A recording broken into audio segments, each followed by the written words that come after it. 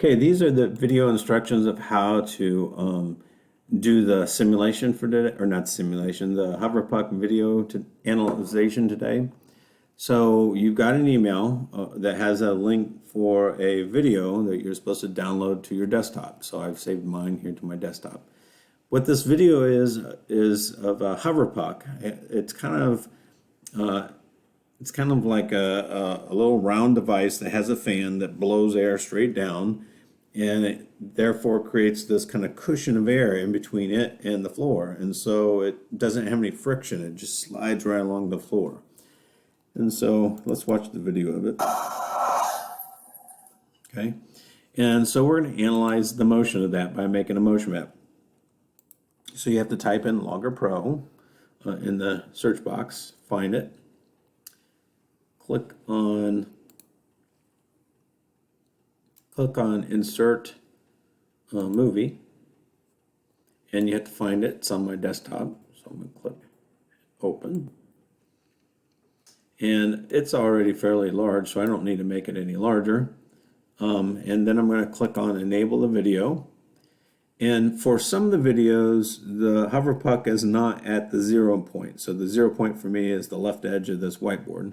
And so you can either forward it or backward it or reverse it to get it in the 0 position. Mine is already, so I'm going to go ahead and click the Set Origin once it's at the 0 position.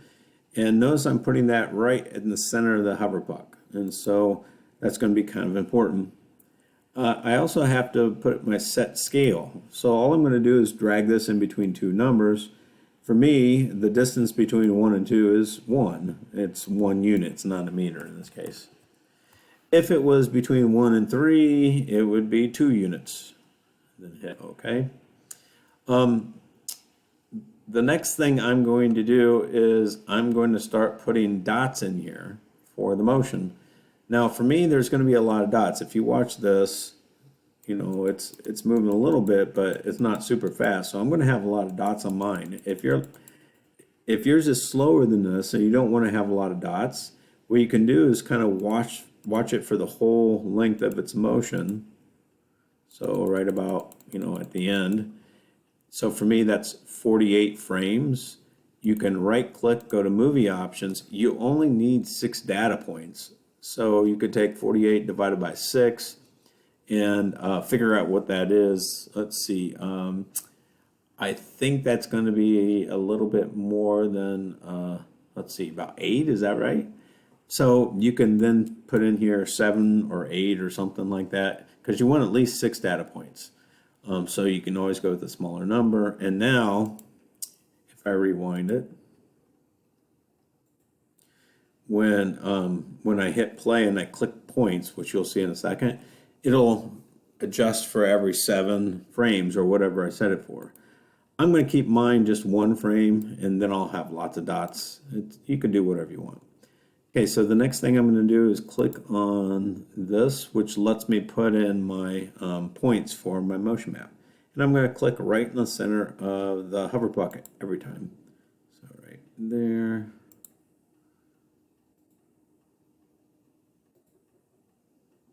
And you're going to see that I'm going to have a whole bunch. Now, if I would have done a frame rate of 7 or 6 or something like that, I would have like 1/6 the dots or 1/7 the dots.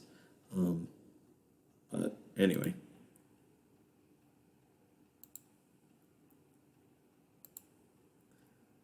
So let me quickly get these done. See if I can go a little bit faster. Notice it's kind of cool. Every time I click, it adjusted to the next frame. But on top of that, you see the numbers that are going into the data table on the right. So it's actually doing all the measurements for me. What's cool about it is it's also plotting the points. Behind this video is the graph of the motion of this HoverPuck. So it's doing all this for me. So it's so cool. Now I know we've used this before, but we just kind of went fast through it. You should kind of play around with this. It's kind of neat. You can get videos off of YouTube or whatever. You can analyze the motion. You ever see that? I always say the name wrong. Parkour. It's where they're they do all this urban kind of acrobats where they're kind of moving on surfaces and stuff, jumping off walls and stuff. You can analyze their motions, all kinds of interesting stuff. Now, I don't want to do any more dots. So at the very end, when you click your last dot, it's really important that you do the following. You have to do this or you're going to mess things up. You need to come up here and click on this white arrow. That kind of turns it off, okay? All right, so what you need to do, we're almost done. What you need to do is take a screen capture of this video here with all the dots on it. So if you click on Snip and click this, just drag for the whole video here. And you need to print out 2 of these. If you don't have print capability now, that's fine. Save this to your desktop so you can print out tomorrow. You need 2 of them because you're going to put one on a response sheet and one you're going to put in your lab journal.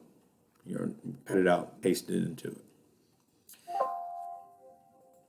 Okay, then behind this video is the graph. So I'm going to click on the graph, click on the vertical axis over here and change it to just X.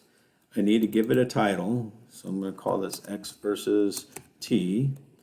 And the last thing I have to do is click on all the data points, come up to Analyze and go to Linear Fit. And now I'm ready to print this out. So go to File, Print Graph, and print 2 of these again.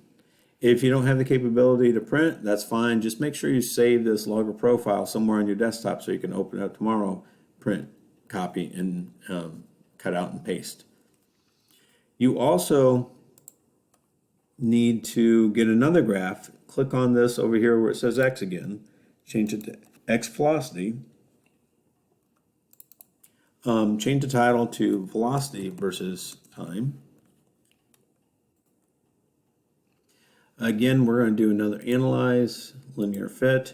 The problem is, don't print this out though. Do you see how it's not starting at 0? For me, it's starting at 3.4. I'm going to right click on the 3.4, go to Auto Scale from 0, and this is what I'm going to print out. So again, if you have printing capability, go ahead and print this out today. Print graph, get a couple of those. If you don't, make sure you save this logger profile to your desktop so you can open it up. And that's it. That's all you're doing today.